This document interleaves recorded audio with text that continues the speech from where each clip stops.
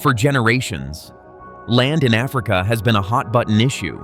Colonization, foreign ownership, and massive land grabs have shaped not just the physical landscape of the continent, but its entire economy and social fabric. Countries rich in natural resources and fertile soils have watched as foreign entities, whether governments, corporations, or individuals, came in, bought up huge pieces of land, and profited from them. Meanwhile, local communities were left displaced, marginalized, and often struggling to survive on the very land that once belonged to their ancestors. But now, Burkina Faso is stepping up in a way that has grabbed attention far beyond its borders. In a bold and unexpected move, the government of Burkina Faso has officially banned foreign ownership of agricultural land. Yes, that's right. Under this new law, only citizens of Burkina Faso can permanently own farmland. And when it comes to mining land, ownership is now reserved exclusively for the people of Burkina Faso, Mali, and Niger. This is a complete shift in how land is controlled and who gets to benefit from it. And people are wondering, is this the dawn of a new era of self-reliance in Africa? Or is it an incredibly risky move that could backfire? Chapter 1. Why now? The timing behind the decision. To really understand why Burkina Faso is making this move, you've got to look at what's been happening in the country over the past few years. Burkina Faso has been going through major political and ideological changes. Led by Captain Ibrahim Traoré, who has been outspoken about shaking off Western influence. Traoré's leadership has made it clear that Burkina Faso is pivoting toward African unity, sovereignty, and self-reliance. Reclaiming national assets has been a top priority for him, and after nationalizing certain industries and resources, land was the next logical step. And it's not just about politics or symbolism. There are deeply practical reasons driving this decision. For decades, foreign investors have been buying up vast areas of farmland in Burkina Faso. These deals were often pitched as investments that would help the country, bringing in new technology, creating jobs, and improving infrastructure. But the reality on the ground has been far less rosy. Local farmers frequently found themselves sidelined in the decision-making process. Reduced to cheap labor on land they no longer owned, working for companies that prioritized profits over the well-being of the community. Chapter 2. Fighting back against a broken system. This is exactly the broken system that Burkina Faso's new land law is designed to fix. By putting ownership back into the hands of Burkinabe citizens, the government is aiming to give the power of food production back to the people. They want to reduce dependency on foreign agribusiness and make sure that the wealth generated by the land actually stays within the country. It's about creating a future where local farmers and cooperatives can thrive, not just survive. And make no mistake, this decision has been met with real excitement from many people in Burkina Faso. For them, it's about reclaiming what was taken from them, righting the wrongs of the past, and finally getting the chance to build something sustainable for themselves. Farmers who were once priced out of owning land are now seeing opportunities they never thought possible. Communities that were previously overlooked are beginning to envision a future where they are in control of their resources, their food, and their economic destiny. Chapter 3. So what about foreign investors? Now, you might be wondering, does this mean Burkina Faso is shutting itself off from the rest of the world? Actually, no. The government has been very clear that this isn't about rejecting all foreign involvement. Foreign investors can still participate. But the game has changed. Instead of outright owning the land, foreigners can now lease agricultural land for up to 99 years. That's nearly a lifetime. Sure, but it's still a lease, not ownership. This ensures that the land ultimately remains under national control, with the benefits flowing more directly to the Burkinabe people. This shift represents an effort to balance the need for investment with the need for sovereignty. It says to the world, you're welcome to do business here, but you do it on terms that respect the people and the land of Burkina Faso.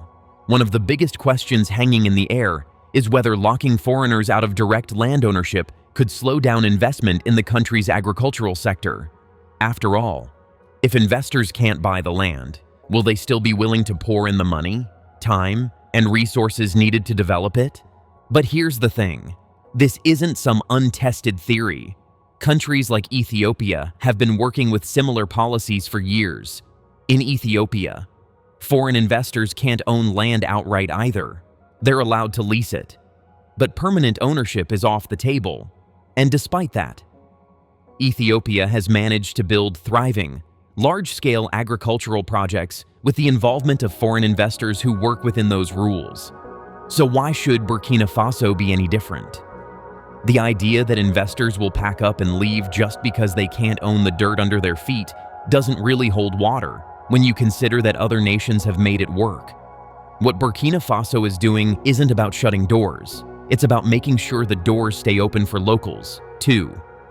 Chapter 4. Stopping the land price surge. Now, let's talk about something that doesn't get nearly enough attention: the way foreign land ownership has been driving up property prices across Africa. This isn't just about farmland, it's about people being priced out of their own country. In a lot of places, once foreign money comes pouring in, land prices shoot through the roof.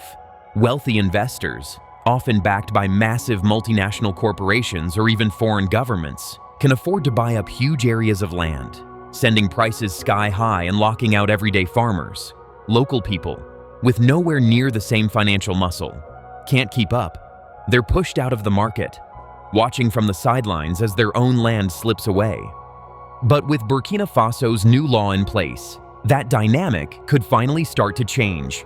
Without the pressure of foreign buyers driving up land values, there's a real possibility that land prices could stabilize. That means local farmers, small business owners, and entrepreneurs might finally be able to afford land and invest in it themselves. Chapter 5. Land is more than land. There's also something much deeper at play here, and it's not just about economics. In Burkina Faso, like in so many parts of Africa, land is tied to identity, heritage, and history. Families have lived on and cared for the same pieces of land for generations. To them, land is not just property, it's who they are. So when foreign investors show up and buy that land, it's not just a business deal. It feels like a continuation of the colonial legacy, another chapter in a long story of outsiders taking what's not theirs. And that's exactly why this law is hitting home so many people. By putting a stop to permanent foreign ownership of agricultural land, Burkina Faso is sending a powerful message. Our land is not for sale. It's a message that resonates far beyond its borders, aligning with a growing Pan-African movement that's all about self-sufficiency, dignity, and standing up to external control. It's about rejecting the idea that the only way to succeed is to hand over your most valuable resources to outsiders. Instead, Burkina Faso is saying it's time to build something that benefits the people who actually live there. But let's not pretend that passing a law is the end of the story. If anything, this is just the beginning. For this vision to become a reality, Burkina Faso's government is going to have to back it up with serious support. It's one thing to keep foreign investors from buying up the land. It's another to make sure local farmers have the tools, training, and financial support they need to actually make the most of it. Access to credit, modern farming equipment, sustainable practices, and infrastructure are all critical pieces of the puzzle. Without those, this new policy risks becoming just another good idea on paper. And perhaps even more importantly, the government needs to make sure that the land doesn't just end up in the hands of a small group of wealthy elites inside the country. Chapter 6. Land for the people. Agriculture employs nearly 80% of the population. Land isn't just an asset, it's survival. For young people, especially, access to land can be the difference between building a future or falling into unemployment. Without land, there's no farm. Without a farm, there's no income. And without income, there's no way forward. This law opens the door for the next generation of farmers. It gives young Burkinabe a reason to stay, invest, and build at home rather than leaving in search of opportunity elsewhere. And when local farmers thrive, the whole nation benefits. food stays in the country, wealth circulates inside the economy, the people regain control over their own future. But there's another layer to this, one that's become increasingly urgent. Burkina Faso is part of a region that's been rocked by growing instability. Insurgencies and armed groups have gained ground, often preying on rural communities that feel abandoned and ignored by the state. Economic despair and land disputes have been perfect fuel for these groups. When people feel they've been cut off from opportunity, when they watch foreigners and elites profit from the land they once called their own, resentment grows. And that resentment can turn into rebellion by giving land back to its people. Burkina Faso is also giving them a reason to believe in the system again. Chapter 7. A familiar Western playbook. If this all feels familiar, that's because we've seen it before. Not so long ago, South Africa found itself at the center of global controversy when its government began discussing land reforms aimed at righting a historic wrong, transferring land from the white minority that had held it for generations back to the black South African majority. Almost immediately, the United States, under the Trump administration, leapt into action. There were threats, there was diplomatic pressure, there were even financial penalties. Trump didn't hesitate to make it clear that any attempt by South Africa to redistribute land without compensation would not go unnoticed.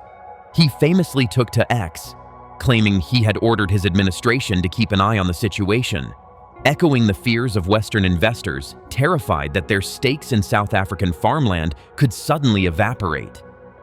And what was all that outrage really about? It wasn't concern for human rights or democracy. It was about money. It was about protecting the long-standing economic dominance Western powers have had over African land and resources. Chapter 8. Is Burkina Faso next on the hit list? Now here we are. And Burkina Faso has become the latest country daring to prioritize its own people over foreign profits. But unlike South Africa, which has a larger economy and significant global influence, Burkina Faso is smaller, landlocked, and has traditionally depended heavily on foreign aid and investment to keep its economy afloat. That makes it a much easier target if Western powers decide to play hardball. If history repeats itself, it's not hard to guess how Washington and its allies might respond. Financial penalties are always the first tool in the kit, cutting off aid, freezing development funds, discouraging international loans. They might attempt to block investment into the country or squeeze Burkina Faso's economy in ways designed to make the government reconsider its stance. We've seen these tactics before, used against countries like Zimbabwe, Ethiopia, and Uganda, whenever they pursued policies that dared to threaten Western economic interests. Chapter 9. What happens if Burkina Faso holds the line? And here's the question that's making some in Washington and Europe sweat. What if Burkina Faso doesn't back down? What if the United States tries the same old tactics and they don't work? What if Burkina Faso, like South Africa, stands firm?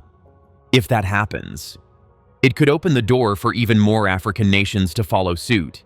Countries that have been quietly considering their own land reforms might suddenly feel emboldened. If Burkina Faso can reclaim its land and survive the backlash, why can't they? That's the real threat here, not just to Western profits in Burkina Faso, but to the entire system of foreign control over African land that has been in place for generations. And before you go, don't forget to like this video, subscribe to the channel, and hit the bell icon so you never miss out on our deep dives into Black history, culture, and the stories that truly matter. Thank you for watching, and we'll see you in the next one.